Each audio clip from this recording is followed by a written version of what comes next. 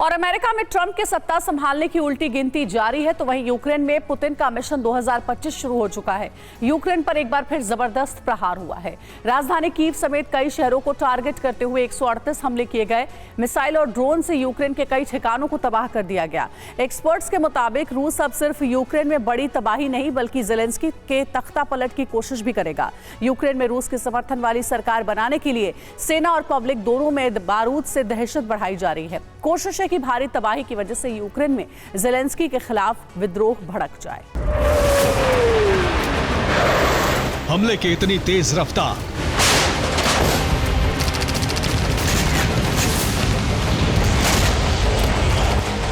तबाही का ऐसा तांडव, धमाकों का ऐसा सिलसिला कि रूस ने नए साल में सबसे बड़े हमले का रिकॉर्ड बना दिया।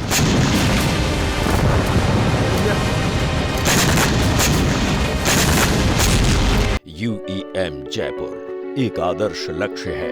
भावी छात्रों के लिए अच्छी नौकरी, भविष्य के लिए तैयार कौशल के साथ अच्छी शिक्षा।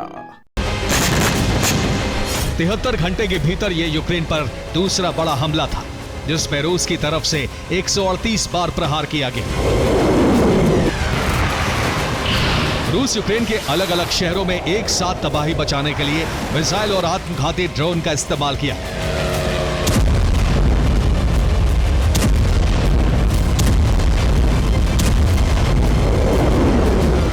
रूस ने मिसाइल भंडार में मौजूद कई तरह की मिसाइलों से हमले को अंजाम दिया।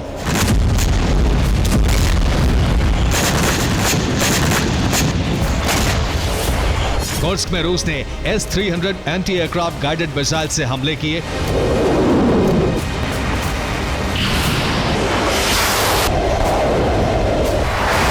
ये डिफेंस की मिसाइलों से जमीन पर धमाके हुए, जबकि यूक्रेन में एक बार फिर इस्कंदर M मिसाइलों से प्रहार किया गया।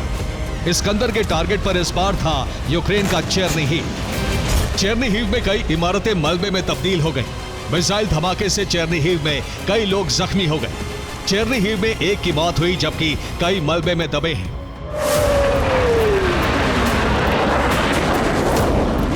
रूस के कुछ लड़ाकू विमानों ने भी उड़ान भरी और इनके टारगेट पर था निप्रोपेट्रोवस्क।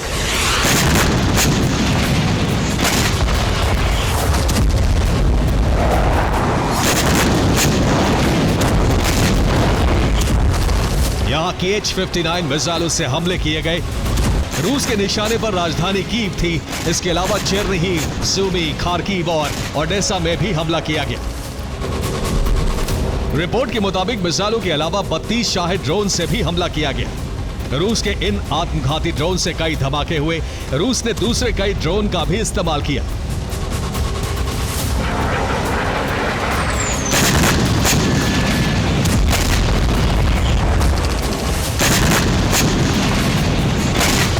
रूस के टारगेट पर यूक्रेनी सेना की फैक्ट्री, विदेशी लड़ाकों के अड्डे, यूक्रेनी सेना के ठिकाने और यूक्रेन के कारखाने रहे।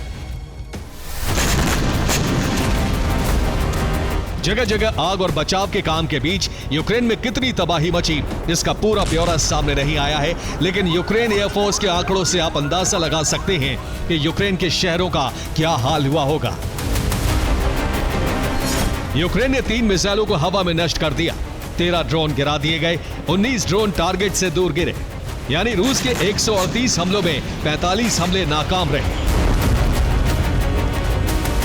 कीव में भी यूक्रेन धमाकों को रोक नहीं सका।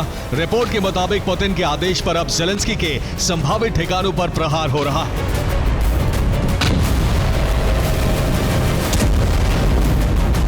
रूस की कोशिश है कि ज़ेलेंस्की को अंडरग्राउंड होना पड़े। सत्ता का काम रूसी समर्थक संभाले, रूसी समर्थक समझौते का मसौदा तैयार करें। रूस यूक्रेन में हथियारों और सैनिकों की कमी का पूरा फायदा उठाने की कोशिश में है। एक तरफ सत्ता में जहां ज़ेलेंस्की के विरोधियों को मजबूत किया जा रहा है, वहीं अब यूक्रेन की सेना भी ज़ेलेंस्की को धोखा देने लगी है। बड़ी तादाद में सैनिक अब युद्ध में जाने से इनकार कर रहे हैं।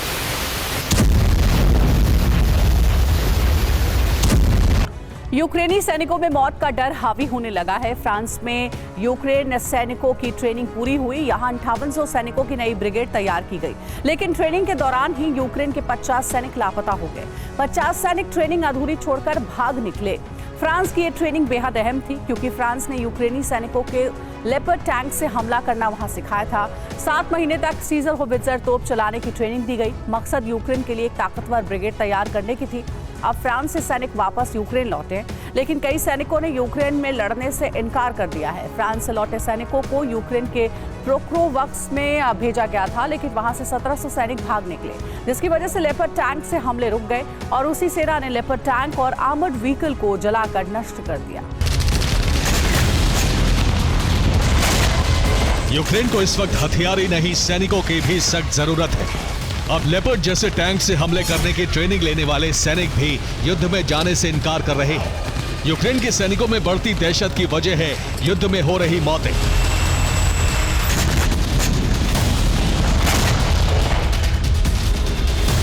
पिछले हफ्ते यूक्रेन के 3175 सैनिकों की मौत हो गई। लड़ाकू वाहन, आर्मर्ड वाहन में सवार सैनिक भी मारे गए। हर दिन यूक्रेन के 550 सैनिकों की मौत हो रही है।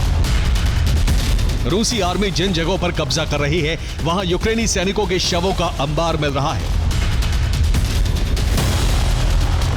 यूक्रेनी सरकार पर सैनिकों की मौत का आंकड़ा छिपाने का भी आरोप लग रहा है।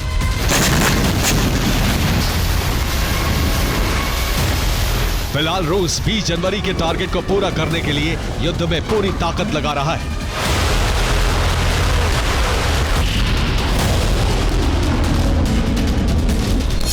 जनवरी से पहले यूक्रेन के अधिक से अधिक इलाके में कब्जे का लक्ष्य रखा गया है। 20 जनवरी तक तेज रफ्तार से प्रहार करने की पूरी तैयारी है। 20 जनवरी तक यूक्रेन में भारी तबाही मचाने का लक्ष्य है। यूक्रेन के रिहायशी इलाकों में भी हमले का एक खास मकसद है। विशेषज्ञों के मुताबिक रूस के ये हमले ट्रंप को संदेश देने के लिए हैं। पुतिन की कोशिश है कि ट्रंप को तबाही से यकीन हो जाए कि यूक्रेन में और जोर लगाना बेकार है और रूस की शर्तों पर समझौता ही सही विकल्प है।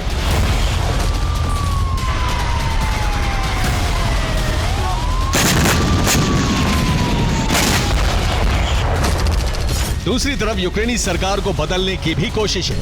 ज़ेलेंस्की सरकार को यूक्रेनी सैनिकों की मौत पर घेरने का प्लान है।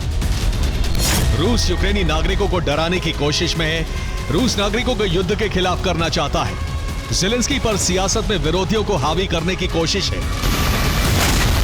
ज़ेलेंस्की की सबसे बड़ी ताकत रूस युद्ध में कामयाबी है, लेकिन अगर नाकामी का ग्राफ बढ़ा तो ज़ेलेंस्की को अपने विरोधियों के आगे झुकना होगा और रूस के समझौतों की शर्तों को मानना होगा।